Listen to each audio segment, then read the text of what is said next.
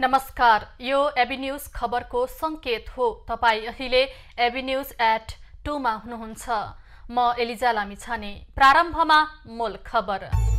वर्षा र बाढीको कारण कर्णाली नाकाबन्दीको अवस्थामा हवाई सेवा सुधार गर्न प्रदेश सरकारको पर्यटन मन्त्री श्रेष्ठलाई ध्यानाकर्षण।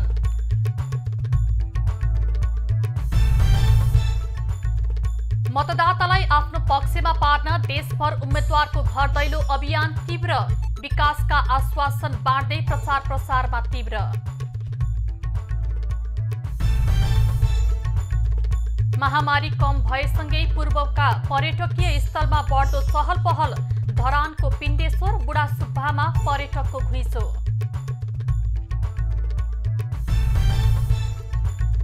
रसियाको सैन्य विमान आवासीय भवनमा ठोकिएर दुर्घटना। कम्तीमा 6 जनाको मृत्यु, 19 जना घाइते।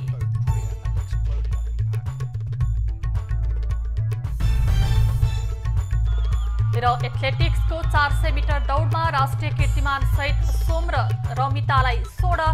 सोमले तोडे 32 वर्ष पुरानो कीर्तिमान।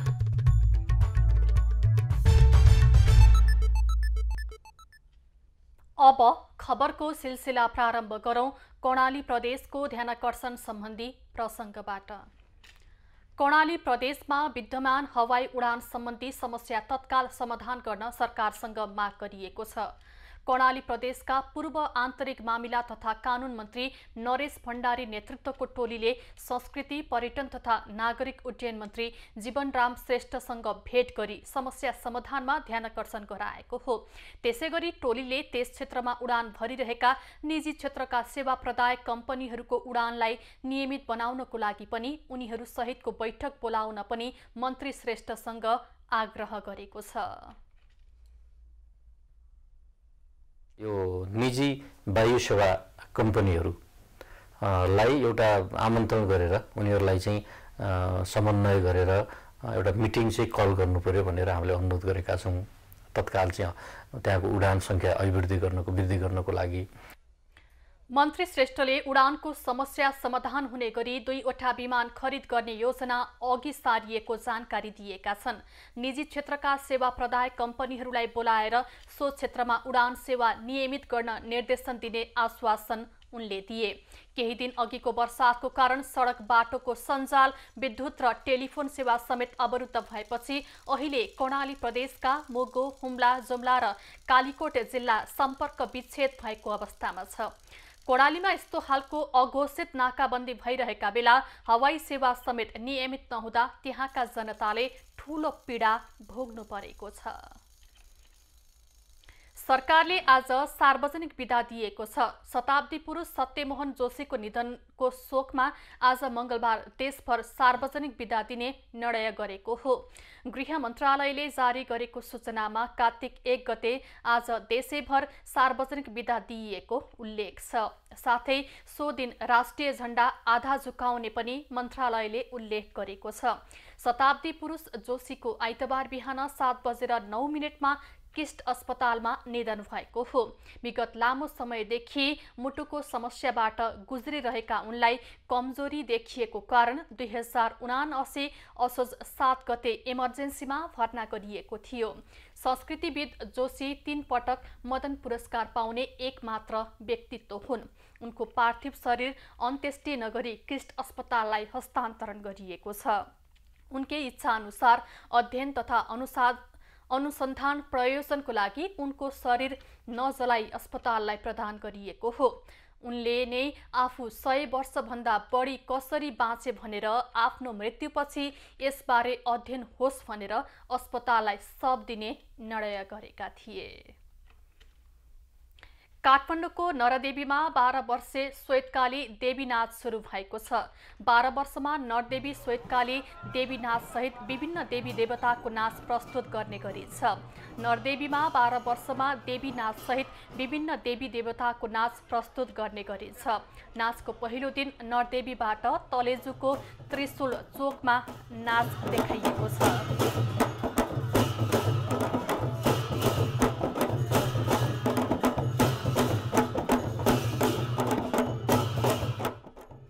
12 12 वर्षको जात्रामा नरदेवीका सबै टोलमा घुमाउन लगिन्छ। कार्तिक 2 र 3 गते कुमारी घर अगाडि देवी नाच प्रस्तुत गरिने नरदेवी श्वेतकाली संरक्षण व्यवस्थापन समाजले जनाएको छ।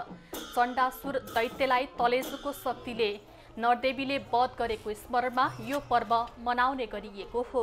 चन्द्रासुर दैत्यले निकै राज्यमा दुःख दिएको कारणले गर्दाखेरि यो चन्द्रेश्वरीको रूप धारण गरेर चन्द्रेश्वरी मार्फत नै यो चाहिँ जुन तलेजुको शक्ति सञ्चय गरेर हाम्रो अजिमाको चाहिँ साथमा यो दैत्य वध गर्ने परम्परा यो चाहिँ यस्तो ऐतिहासिक चाहिँ नाच हो। यो सो नाच अन्तर्गत विशेष देवी नाच पर्व मनाउने परम्परा छ।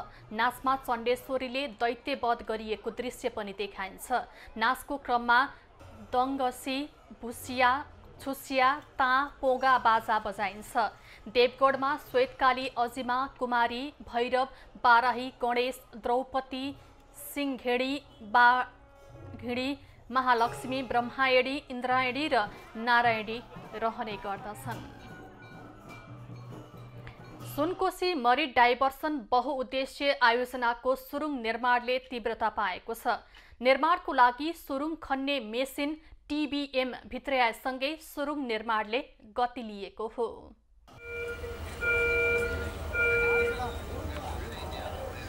लगातार सञ्चालन हुने TBMले आगामी 1 वर्ष 10 महिनाभित्रमा सुरुङ निर्माण गरेसँगै आयोजनाको सुनकोशी नदीमा बाँध निर्माण गरी 31 मेगावाट विद्युत उत्पादनका निम्ति आवश्यक पूर्वाधार निर्माणका कार्यहरू सञ्चालन गरिने भएको छ।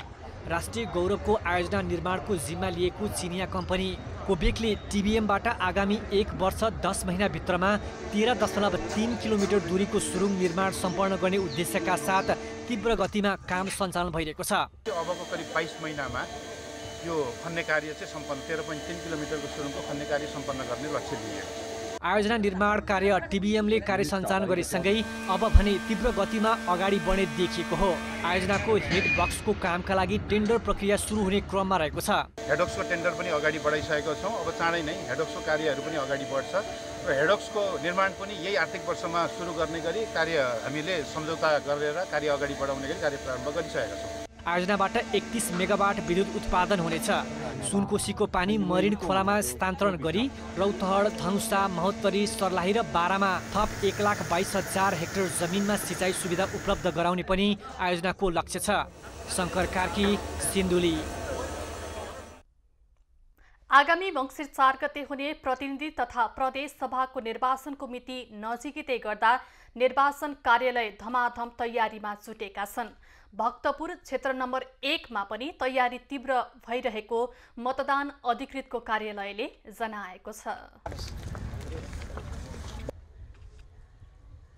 आगामी मङ्सिर 4 गते हुने प्रतिनिधि सभा र प्रदेश सभाको निर्वाचनले यति बेला देश तातेको अवस्था छ। यसै सन्दर्भमा भक्तपुर जिल्लामा के कस्तो तयारी भइरहेको छ र निर्वाचन कार्यालयले गर्नुपर्ने तयारीका बारेमा के कस्तो अवस्था रहेको छ भन्ने विषयमा आज मुख्य निर्वाचन अधिकृतको कार्यालय भक्तपुरमा हामी आइपुगेका छौँ। हाम्रो यहाँ चाहिँ भक्तपुर जिल्ला अन्तर्गत प्रतिनिधि सभा को क्षेत्र नम्बर 1 मा जम्मा हाम्रो चाहिँ 14 जना उम्मेदवारहरूको मनोनयन परेकोमा 10 वटा राजनीतिक दलको तर्फबाट र 4 वटा स्वतन्त्रबाट उम्मेदवारी परेको छ। त्यसैगरी प्रतिनिधि सभा क्षेत्र नम्बर 1 को प्रदेश सभा 1 मा 18 जनाको मनोनयन दर्ता भएकोमा 9 जना स्वतन्त्र र 9 जना राजनीतिक दलबाट उम्मेदवारी परेको छ र प्रदेश सभा 2 तर्फ चाहिँ जम्मा 9 जनाको उम्मेदवारी दर्ता भएकोमा 7 वटा राजनीतिक दलबाट र 2 जना स्वतन्त्रबाट उम्मेदवारी दर्ता भएको छ। प्रदेश सभा 1 ख तर्फ राजनीतिक दलको तर्फबाट 7 जनाले र स्वतन्त्रतर्फ 2 जनाले गरी 9 जनाले आफ्नो उम्मेदवारी दर्ता गराइसकेको हामीलाई जानकारी प्राप्त भएको छ। यसैगरी समग्र निर्वाचनलाई व्यवस्थित बनाउनको लागि कुल कर्मचारीको सङ्ख्या 1776 जना परिचालन गरिने पनि मुख्य निर्वाचन अधिकृतको कार्यालयले हामीलाई जानकारी दिएको छ। बागलुङमा प्रतिनिधि सभाका उम्मेद्वारहरूले जनताको भोट आफ्नो पक्षमा पार्न घर दैलो अभियान थालेका छन्। 5 दलीय गठबन्धन र एमाले लगायतका राजनीतिक पार्टीहरू मतदातालाई प्रभावित बनाउन नयाँ योजना र एजेन्डा अगाडि सारेका हुन्। मङ्सिर 4 गते हुने निर्वाचनका लागि बागलुङमा नेता तथा दलहरूले चुनावी प्रचार तीव्र पारेका छन्। जिल्लाको विकास निर्माणदेखि स्थानीय जनताको आर्थिक समृद्धिका कुरालाई समेत उम्मेदवारहरूले चुनावी नारा बनाउँदै हिँडिरहेका छन्। प्रतिनिधि सभा क्षेत्र नम्बर 1बाट राष्ट्रिय स्वतन्त्र पार्टीबाट उम्मेदवार बनेका खेमानन्द कडेल बागलुङलाई प्रदेश राजधानी बनाउनुपर्ने एजेन्डा सहित चुनावी मैदानमा छन्। विश्वका दुईटा विशाल देशहरू चीन र भारतलाई जोड्ने कालीगण्डकी कोरिडोर पनि यसै ठाउँमा पर्ने भएको हुनाले हिम्मत हुने र अलिकति राष्ट्रिय स्तरमा प्रभाव पार्न सक्ने नेताहरू हुने हो भने हाम्रो बागलुङ र आसपासको क्षेत्रलाई जोडेर यो पनि नेपालको सम्भावित भविष्यको राजधानी हुन सक्छ भन्ने विषय प्रसङ्गले उठाएको थिएँ। सोही क्षेत्रबाट सत्तारूढ गठबन्धनबाट उम्मेदवार रहेका चित्रबहादुर केसी भने 2072 सालको संविधानको रक्षाका लागि देशको सार्वभौम सत्ताको रक्षाको र जिल्लाको विकास आफ्नो मुद्दा भएको बताउँछन्। बहकियाको नलागिकन कुनै प्रकारको लोभ लालच नलागिकन नेपाली जनताले स्पष्टता साथ गठबन्धनका उम्मेदवारहरूलाई चाहिँ नि मतदान गरेर 72 को संविधान र गणतन्त्रलाई रक्षा गर्नुपर्छ। अहिले राजनीतिक नेतृत्व युवाले गर्नुपर्ने कुरा उठिरहेका बेला एमाले उम्मेदवार सूर्य पाठक मध्य पहाडी राजमार्ग कालीगण्डकी करिडोर लगायतका विषय आफ्नो एजेन्डामा रहेको उल्लेख गर्छन्। मध्य पहाडी लोकमार्ग जुन ठेकदारको लापरवाहीको कारणले अहिलेसम्म बनेको छैन, त्यसको बारेमा धेरै पटक संसदमा आवाज उठाउने, मन्त्रालयमा धाउने, विभागमा धाउने कामहरू गरे, तर यद्यपि त्यसमा अहिलेसम्म परिणाम हासिल गर्न सकिएको छैन। जहाँसम्म कालीगण्डकी करिडोरको कुरा छ, ढिला त भयो, तर यहाँलाई थाहा छ कि हामीले झन्डै कालीगण्डकी कोरिडोरको 1 अरबभन्दा बढीको टेन्डर चाहिँ लगाएर आएका छौँ र अब मलाई के विश्वास छ भने केही समयपछि कालीगण्डकी कोरिडोरको काम प्रारम्भ हुनेछ। मध्य पहाडी राजमार्ग र चीन र भारत जोड्ने उत्तर दक्षिण राजमार्ग कालीगण्डकी करिडोरलाई प्राय उम्मेदवारले चुनावी एजेन्डा बनाएका छन्। मतदाता भने आश्वासन र नारा भन्दा काम गर्ने मानिसलाई चुनाव जिताउनु पर्ने पक्षमा देखिएका छन्। राजेश चन्द्र राजभण्डारी, बागलुङ। निर्वाचन मिति नजिकै जाँदा काभ्रेमा पनि उम्मेदवारले प्रचार प्रसारलाई तीव्रता दिएका छन्। 2074 सालमा दुवै क्षेत्र वाम गठबन्धनले जितेकोमा यो पटक परिणाम आफ्नो पक्षमा पार्न सत्तारूढ गठबन्धन र एमाले दुवैले सक्रियता देखाएका छन्। आगामी मङ्सिर 4 गते हुने प्रतिनिधि सभा सदस्य र प्रदेश सभा सदस्य निर्वाचनका लागि काभ्रेमा 6 पदका लागि 64 जना प्रतिस्पर्धी रहेका छन्। 2 प्रतिनिधि सभा क्षेत्र र 4 प्रदेश सभा क्षेत्र रहेको काभ्रे जिल्लामा 6 पदका लागि 64 जना प्रतिस्पर्धामा रहेका छन्। काभ्रेमा 2 निर्वाचन क्षेत्र रहे पनि चर्चामा भने क्षेत्र नम्बर 2 रहेको छ। यो क्षेत्रमा सत्ता गठबन्धनबाट काङ्ग्रेस उम्मेदवार शिवप्रसाद हुमागाई प्रतिस्पर्धामा रहेका छन्।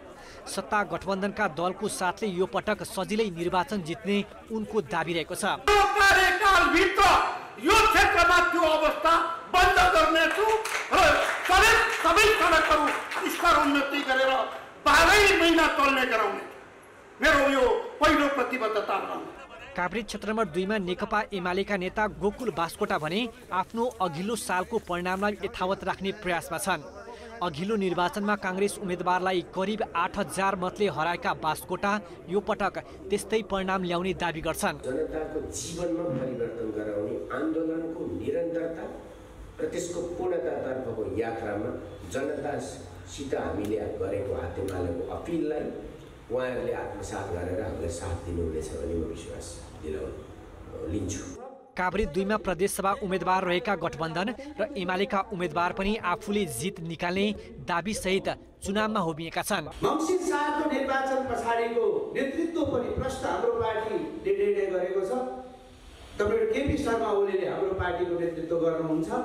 हाम्रो प्रधानमन्त्रीको उम्मेदवारसँग किटानी साथ अगाडि बढायो। नेकपा एमालेले जित्नु भनेको मुलुकले जित्नु हो। समृद्ध नेपाल र सुखी नेपाली बनाउने हाम्रो अभिभावकले जित्नु हो। समाजवाद निर्माण गर्ने हाम्रो समाजवादको आधार तयार पार्ने हाम्रो अभियानले जित्नु हो। नेपाली जनताले जित्नु हो। त्यसो भएकोले यो चुनाव जुनसुकै मूल्यमा पनि हामीले जित्नु जरुरी छ। काभ्रेको प्रतिनिधि सभा क्षेत्र नम्बर 2 मा 29 जना उम्मेदवार रहेका छन्। प्रतिनिधि सभामा 16 जना प्रतिस्पर्धामा र प्रदेश क मा 6 र ख मा 7 जना उम्मेदवार चुनावी मैदानमा छन्। उम्मेदवारी दर्तासँगै राजनीतिक दल आफ्ना एजेन्डा लिएर घर दैलो, बैठक, कार्यकर्ता भेलामा व्यस्त हुन थालेका छन्। पूर्वमा अहिले आन्तरिक पर्यटक बढ्न थालेका छन्। कोरोना कहरको कारण ठप्प रहेको पर्यटन व्यवसाय पर्यटक आउन थालेपछि केही चलायमान हुन थालेका हुन्। विशेष खबरको साथमा कम्मर पाइप्स र फिटिङ टिकिरहन्छ, चलिरहन्छ। नेपोवेट टाइल्स, आफ्नै माटो आफ्नै सान। दीपावली तथा छठ पर्वको मङ्गलमय शुभकामना। शिवम सिमेन्ट।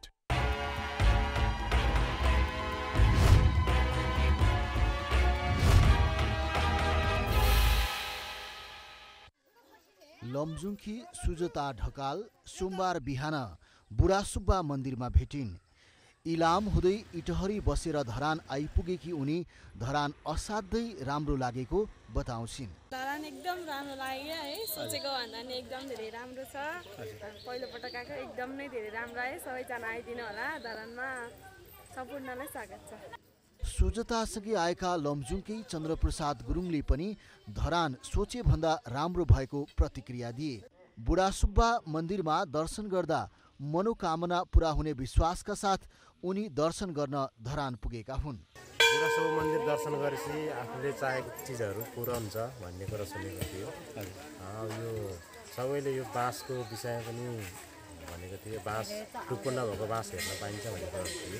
त्यो भएको हुनाले त्यो हेर्नलाई लमजुङबाट मात्र होइन, काठमाडौँबाट धरानको विजयपुरमा रहेको बुढासुब्बा मन्दिरमा दर्शन गर्न आउनुभएका रूपा गुरुङ र सुनिता श्रेष्ठलाई पनि धरानले लोभ्याएको छ। मठ मन्दिर र वातावरण सोचेभन्दा राम्रो रहेको उनीहरू बताउँछन्।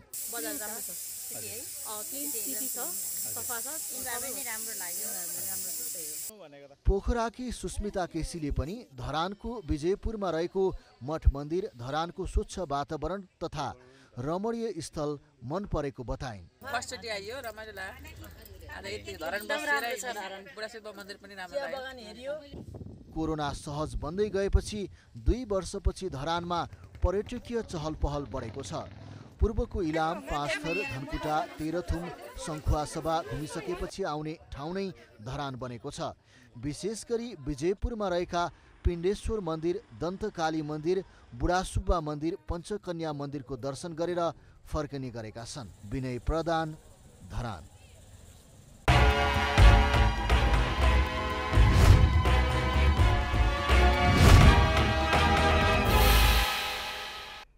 भोजपुरको अरुण गाउँपालिकाले वडा स्तरबाट सामाजिक सुरक्षा भत्ता वितरण थालेको छ।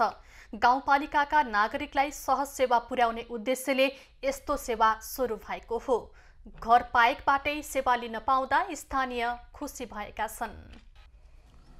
अरुण गाउँपालिकाले वृद्ध वृद्धा तथा अशक्त नागरिकलाई लक्षित गरेर वडा कार्यालयमा भत्ता वितरण थालेको हो। भत्ता लिनका लागि विभिन्न समस्या झेल्दै आएका वृद्ध वृद्धा तथा अशक्त नागरिक खुसी भएका छन् भने उनीहरूको घण्टौं लगाएर गाउँपालिका केन्द्र प्याउलीसम्म पुग्नुपर्ने बाध्यता हटेको छ। आउँदा जाँदा चाहिँ 2000 रुपैयाँ भाडा हुन्छ अनि रिजर्भ गर्नु त्यही एकजना मात्र भयो भने त लगभग 4000 त खर्च हुन्छ पुगेर आउँदाखेरि। भत्ता जति सकियो अनि त्यस्तो दुःखको खर्चमा चाहिँ अलिक सुख लाग्छ हामीलाई, किनभने सरकारले हामीलाई भत्ता पनि दिएको छ, नरेन्द्र घर घरमा पनि पुर्याउने कुरा छ। गाउँपालिकाले वडा नम्बर 7 सिक्रेटारबाट घुम्ती शिविर मार्फत सामाजिक सुरक्षा भत्ता वितरण गर्न थालेको हो। खास गरेर सामाजिक सुरक्षा भत्ता लिन सहजता थप्नका लागि यस्तो काम थालनी गरेको गाउँपालिकाले जनाएको छ। प्रत्यक्ष रूपमा लाभ पुर्याउनको लागि हामीले यो कार्यक्रमको थालनी गरेका छौँ र आजबाट चाहिँ सुरु गरेर क्रमशः 7 वडा छ हाम्रो। 7 वडामा चाहिँ सामाजिक सुरक्षा भत्ता वितरण गर्ने थालनी गरेका छौँ। वडा स्तरबाट सामाजिक सुरक्षा भत्ता वितरण सुरुपछि स्थानीय नागरिकलाई प्रत्यक्ष लाभ पुगेको वडा कार्यालयले जनाएको छ। एउटा त बाटोघाटोको चाहिँ समस्या त्यत्तिकै हुने भयो, अर्को त स्वभावैले उहाँहरू चाहिँ अपाङ्ग हुनुहुन्छ, उहाँहरू चाहिँ अत्यन्तै वयोवृद्धहरू हुनुहुन्छ। पहिलो पटक अरुण गाउँपालिकामा वडा नम्बर 7 बाट ज्येष्ठ नागरिक भत्ता अर्थात् सामाजिक सुरक्षा भत्ता चाहिँ वितरण गर्ने कार्यक्रमको सुरुवाती थालनी गरेका छौँ। गाउँपालिकाले सामाजिक सुरक्षा भत्तासँगै स्वास्थ्य परीक्षण शिविर समेत गरेको छ। सुत्केरी महिला तथा नवजात शिशुको स्वास्थ्यलाई ध्यानमा राख्दै सुत्केरी भेटघाट कार्यक्रम पनि गरेको छ। ज्येष्ठ नागरिकलाई चाहिँ स्वास्थ्य शिविर पनि राखेका छौँ अथवा त्यहाँ उपस्थित हुनुभएका जो सामाजिक सुरक्षा लिन आउने हुनुहुन्छ उहाँहरूको लागि। अनि हामीले चाहिँ यो विशेष सुत्केरी आमा तथा नवजात शिशु भेटघाट कार्यक्रम पनि सँगसँगै राखेका छौँ। गाउँपालिकाले प्रत्येक त्रैमासिकमा वडा कार्यालयबाट सामाजिक सुरक्षा भत्ता वितरण गर्ने जनाएको छ। स्थानीयलाई सहज रूपमा सेवा पुर्याउने उद्देश्यले थालेको यो काम प्रशंसायोग्य रहेको स्थानीयले बताएका छन्। युवराज बिष्ट, भोजपुर। खबरको सिलसिला अझै जारी छ, हामी सँगै रहनुहोला। अब बाँकी खबर। नेपाल वायु सेवा निगमले कर्मचारी सञ्चय कोष र नागरिक लगानी कोषलाई तिर्नुपर्ने ऋण दायित्वको किस्ता बापतको रकम भुक्तानी गरेको छ। निगमले असोज 31 गते वाइड बडी जहाज खरिदका निम्ति लिएको ऋण दायित्वको किस्ता बापतको 76 करोड 9,55,281 रुपैयाँ भुक्तानी गरेको हो। निगमका अनुसार कर्मचारी सञ्चय कोषलाई न्यारो बडी जहाज खरिदको सावा र ब्याज बापतको 53 करोड 9,55,281 रुपैयाँ र नागरिक लगानी कोषलाई वाइड बडी जहाज खरिद गर्दाको ऋण दायित्वको किस्ता बापतको 20 करोड रुपैयाँ भुक्तानी गरिएको छ। विगत 3 वर्षदेखि निगमले सञ्चय कोष र नागरिक लगानी कोषको ऋण दायित्व भुक्तानी गर्न सकेको थिएन। अहिले भने नियमित उडान र यात्रुको दरमा सुधारबाट आम्दानीमा वृद्धि भएपछि ऋण दायित्व भुक्तानी गरिएको निगमले जनाएको छ।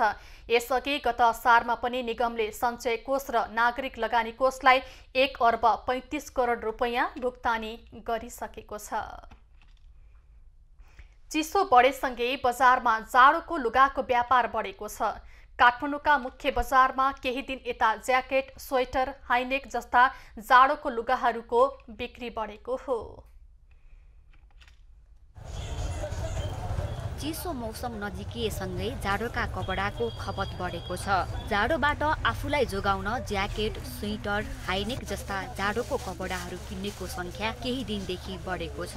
ग्राहकसँगै यो वर्ष कपडाको मूल्य पनि बढेको होलसेल व्यापारीहरूले बताएका छन्। रसुवा गढी नाका बन्द हुनुका साथै कर पनि बढी तिर्नु परेको हुँदा कपडाको मूल्य वृद्धि भएको व्यापारीहरूको भनाइ छ। गभर्नमेन्टलाई चाहिँ जस्तै अब यो के भन्छ करको विषयमा पनि कर पनि घटाइदिएदेखि हुन्थ्यो होइन। अनि जस्तै चाइनाको त्यो बोर्डर अहिले जस्तै जान दिँदैन नि त, भिजा लाग्दैन। त्यो पनि अब मिटिङ गरेर दुईटा देश बसेर चाहिँ नै त्यो मिलाइदिएदेखि सहज हुन्थ्यो। हामी गएर छानेर ल्याउन पाउँथ्यौँ नि त। व्यापारीहरूका अनुसार यो पटक ज्याकेट, हाइनेक, स्वेटर, कोट लगायतका कपडामा प्रति एकमा 400 रुपैयाँ र ट्रेक, बाक्लो सुरुवाल जस्ता सानो कपडामा 150 रुपैयाँले होलसेलमै मूल्य बढेको छ। खरिद मूल्य र ढुवानी भाडासम्म महँगो हुँदा यो वर्ष सामान महँगो भएको विक्रेता बताउँछन्। पहिलेको भन्दा चाहिँ हरेक कुराको चाहिँ भाउ बढिरहेछ, भन्सार बढ्यो। त्यही माथि फेरि हामी चाहिँ चाइना जानलाई सहज छैन। पछिल्लो समयसम्म अहिलेसम्म चाहिँ चाइनामा चाहिँ कोभिडको प्रोटोकलले गर्दाखेरि हामी आउन पाउँदैनौँ। अनि अर्डरको भरमा सामानहरू आउँदाखेरि महँगो पनि हुन्छ।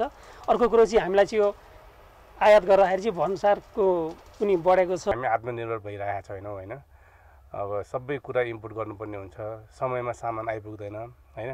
आएर पनि हामीले जस्तै जति पनि इम्पोर्ट गर्ने कुरा हुन्छ चाइनाबाट आउँछ। चाइनाबाट आउनुपर्ने कुराहरू टाइममा आइरहेको हुँदैन। जाडोको सामान गर्मीमा आइरहेको हुन्छ, गर्मीको सामान जाडोमा आइरहेको हुन्छ। त्यसैले व्यापारीहरूलाई धेरै नै डिस्टर्ब छ। डलरको भाउ बढेकाले चीनमै खरिद मूल्य बढेको र भन्सार नाका बन्द हुँदा त्यसको असर बजारसम्म परेको छ। अघिल्लो वर्ष 1500मा बिक्री हुँदै आएको सामान यो पटक होलसेलमै 1900 रुपैयाँसम्म पुगेको छ। उपभोक्तासम्म पुग्दा यसको मूल्य अझै बढ्ने देखिएको छ। कोरोना महामारी, नाका बन्द र विश्व आर्थिक मन्दीको असर जाडोको कपडामा पनि परेको छ। क्यामेरामा कुमार मानन्दरका साथमा सुशीला पोखरेलको रिपोर्ट। मोतियाबिन्दु लगायत विविध कारणले वर्षौंदेखि दृष्टि गुमाएकाहरूको लागि कालीगण्डकी आँखा तथा कान उपचार केन्द्र रामपुर पाल्पाले बिरामीको सफल उपचार गरेको छ। 2070 सालमा स्थापना भएको केन्द्रले हजारौंको आँखाको ज्योति जोगाउने तथा ज्योति फर्काउने कार्य गरिसकेको छ। जापानिज नागरिक काजु मासा ओकिबाजे क्लब र स्थानीयको संयुक्त पहलमा रामपुरमा स्थापना भएको काली गण्डकी आँखा तथा कान उपचार केन्द्र गण्डकी बेसी क्षेत्रका नागरिकका लागि वरदान साबित भएको छ। पाल्पा, स्याङ्जा, तनहुँ र नवलपुर क्षेत्रका स्थानीयलाई मध्यनजर गर्दै ज्योति पुञ्ज युवा क्लबको सक्रियतामा सुरुवातमा 2 महिनाको अन्तरालमा मोतियाबिन्दुको अपरेसन सहित आँखा जाँच शिविर सञ्चालन हुँदै आएको थियो। यस्तै थाहा पाएर आँखा बनाउँदाखेरि अलिअलि ईश्वरलाई पनि देख्दैछु अहिले मैले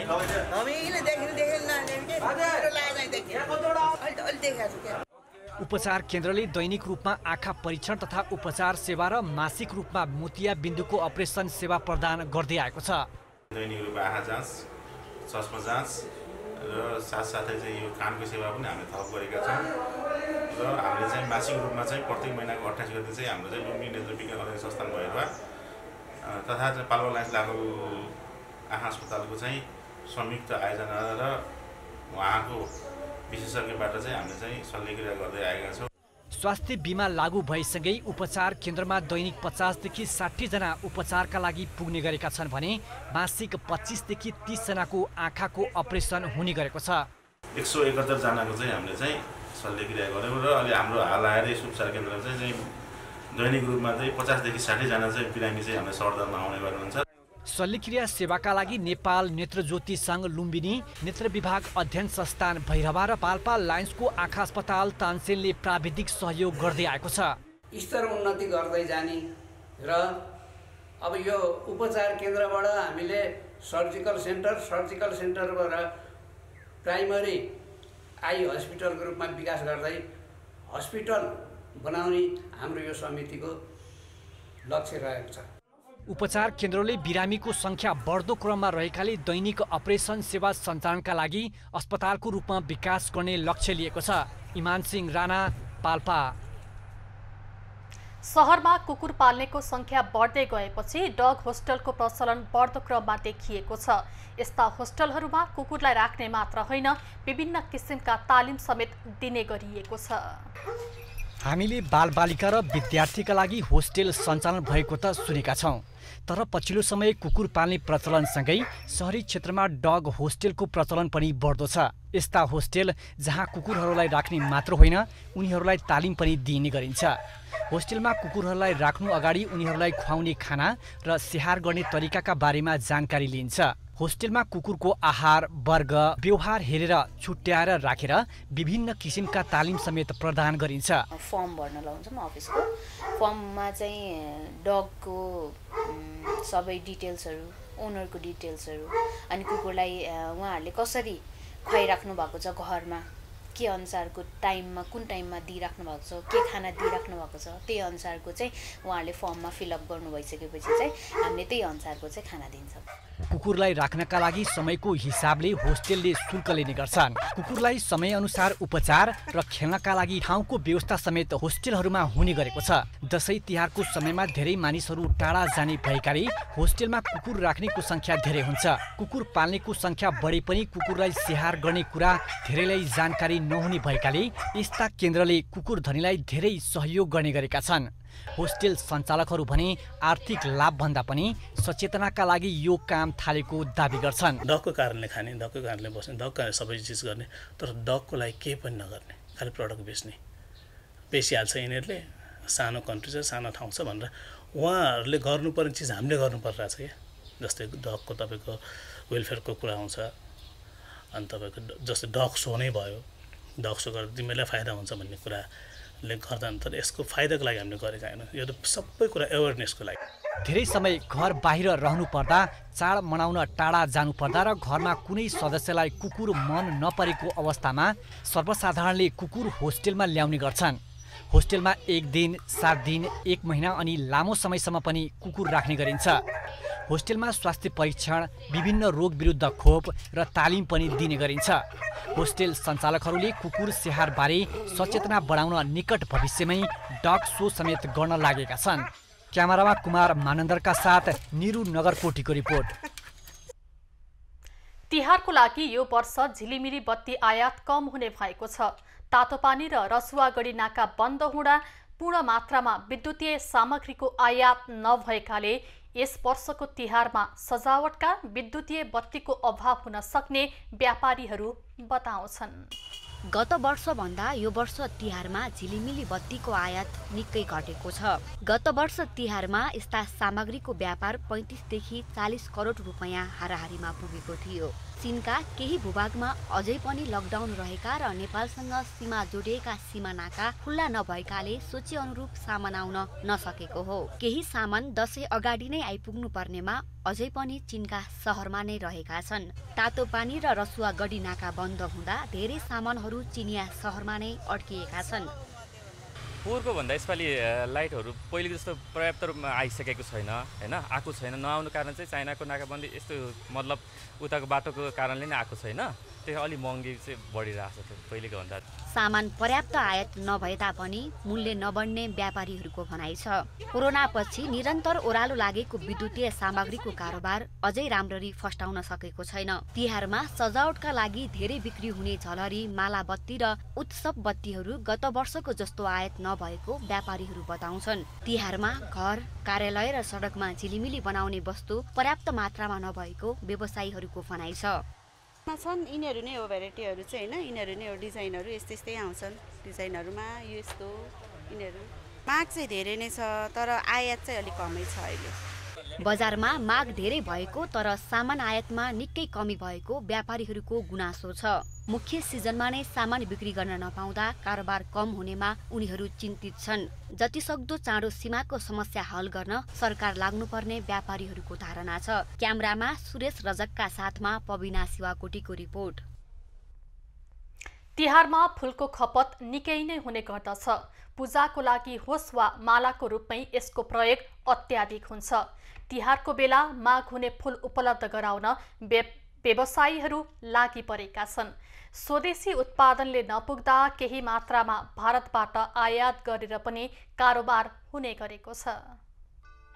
तिहारलाई फूलहरूको पर्व पनि भनिन्छ। कुनै पनि शुभ कार्यमा फूलको महत्त्व हुन्छ। तिहारमा लक्ष्मी पूजा गर्न होस् या भाइटिकाको दिन मालाका लागि पनि फूल नभई हुन्न। दिदी बहिनीले दाजुभाइलाई मखमली, सयपत्री फूलको माला लगाइदिएर सुस्वास्थ्य तथा दीर्घायुको कामना गर्ने प्रचलनसँगै हरेक वर्ष फूलको खपत र मालाको व्यापार फस्टाउने गरेको छ।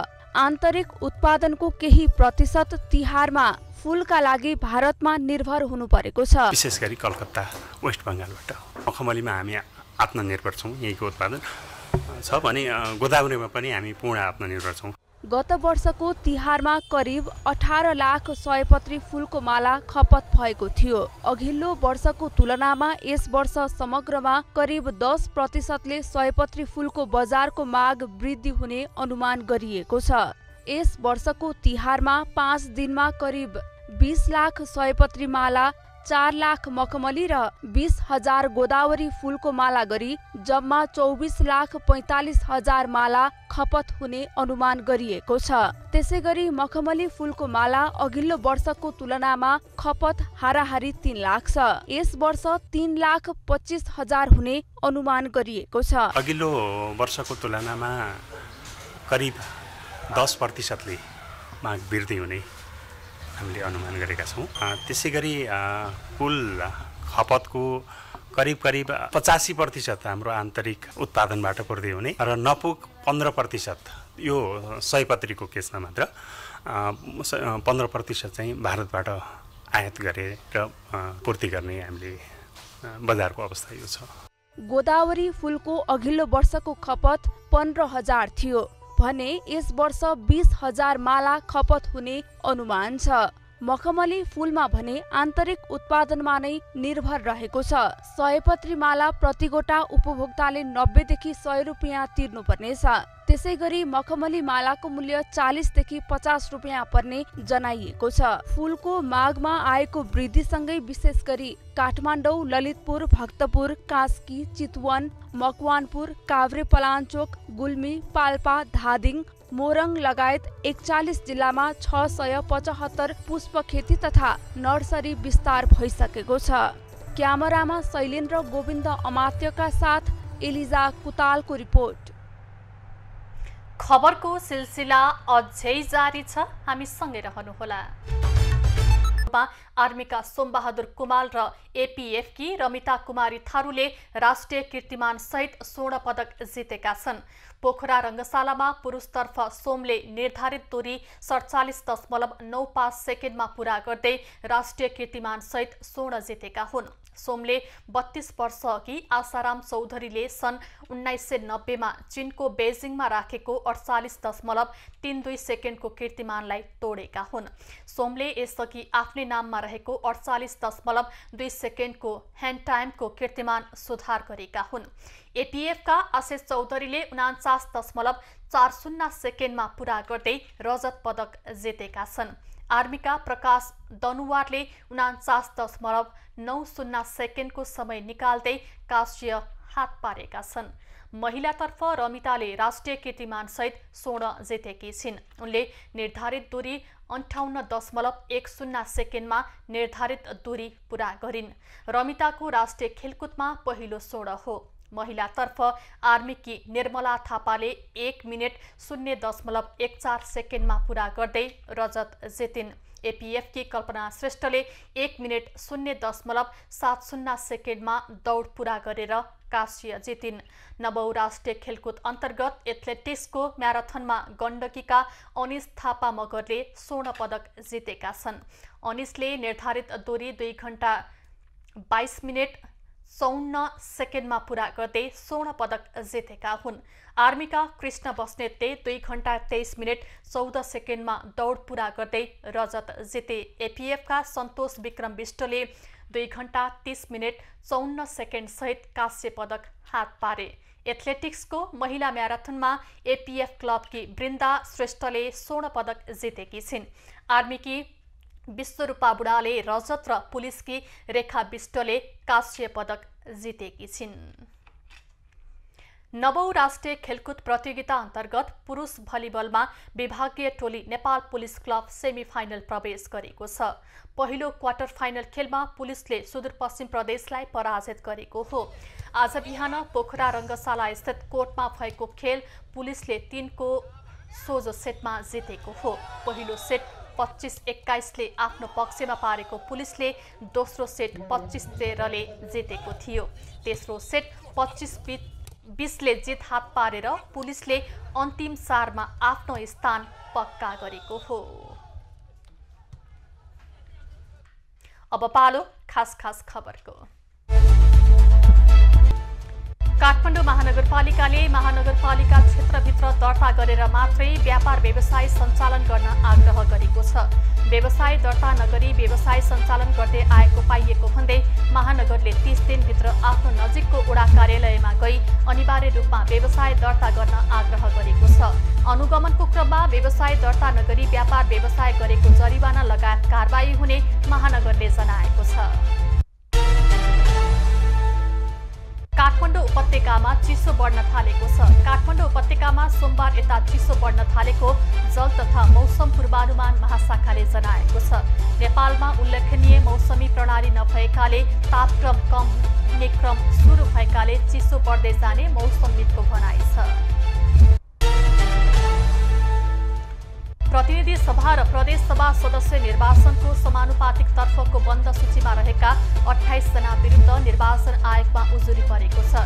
निर्वाचन आयोगका अनुसार प्रतिनिधि सभाको समानुपातिक तर्फ 13 जना विरुद्ध र प्रदेश सभाको 15 जना विरुद्ध उजुरी परेको हो।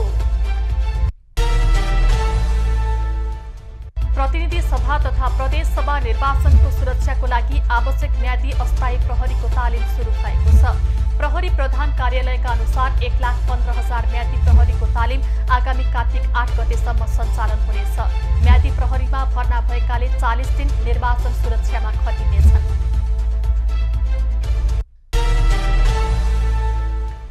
नेकपा एकीकृत समाजवादीकी केन्द्रीय सदस्य तथा समानुपातिक तर्फकी प्रतिनिधि सभा सदस्य उम्मेद्वार रीता रावल नेकपा एमालेमा फर्किएकी छिन्। अध्यक्ष केपी ओलीले नेत्री रावललाई पार्टीमा स्वागत गरेका हुन्। नेत्री रावल संविधान सभाकी सदस्य तथा नेकपा एकीकृत समाजवादीको अखिल नेपाल महिला संघकी केन्द्रीय सचिव समेत हुन्। प्रतिनिधि सभा र प्रदेशसभाको निर्वाचनमा भाग लिनको लागि 100 जनाभन्दा बढीले 7.5 लाखसम्म जरिवाना बुझाएका छन्। प्रत्यक्षतर्फ उम्मेदवारी दिएका र समानुपातिकको बन्द सूचीमा परेका 102 जनाले कम्तीमा 1.5 लाखदेखि 7.5 लाखसम्म जरिवाना तिरेका हुन्।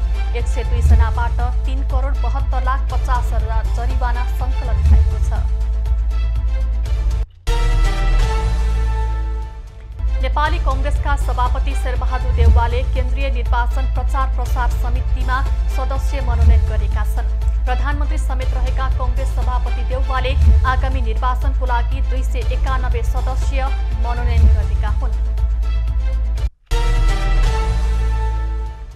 निर्वाचन आयोगले निर्वाचनको क्रममा गलत सूचना र द्वेषपूर्ण अभिव्यक्तिलाई निरुत्साहित गर्न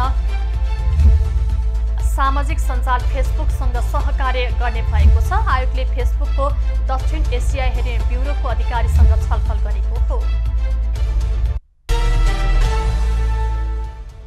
प्रतिनिधि सभा र प्रदेशसभा सदस्यको निर्वाचन हुने 17 दिन अगाडि पछि कार्तिक 18 गते मात्रै राजनीतिक दल र उम्मेद्वारले आमसभा, कोणसभा, गोष्ठी, सम्मेलन जस्ता प्रचार प्रसारका कार्यक्रम गर्न पाउने भएका छन्। सो अवधिसम्म तामझाम नगरी 25 जनासम्म लिएर उम्मेद्वारले मतदाताको घर दैलोमा प्रचार प्रसारका लागि जान पाउने आयोगले स्पष्ट पारेको छ।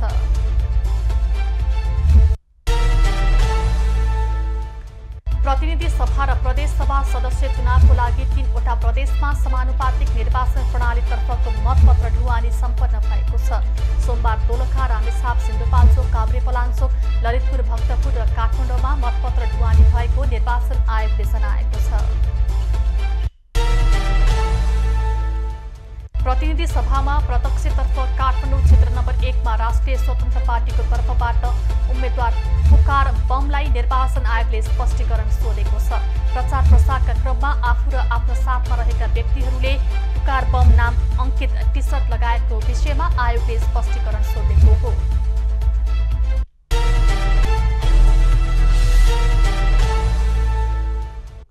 अब पालो एबी न्यूज एट मौसमको।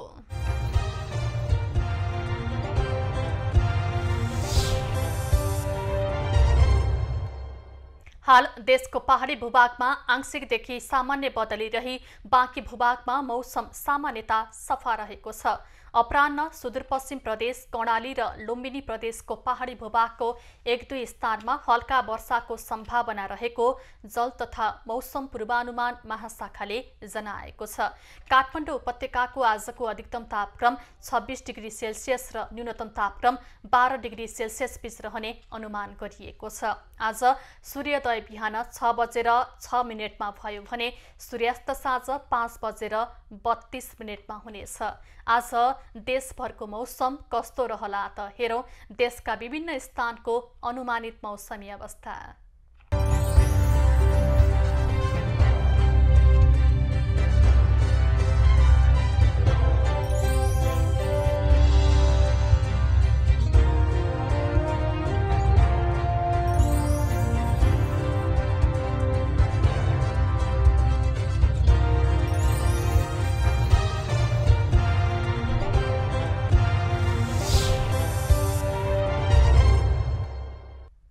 अहिलेलाई खबरको क्रम यति नै। एबी न्यूज खबरका यी सहित अन्य विस्तृत खबरको लागि www.abnews.tv लगइन गर्न सक्नुहुनेछ। युट्युब, फेसबुक र ट्विटरमा पनि हामीलाई फलो गर्न सकिनेछ। खबरभित्रको खबरको लागि हेर्दै रहनुहोला एबी न्यूज खबर। नमस्कार।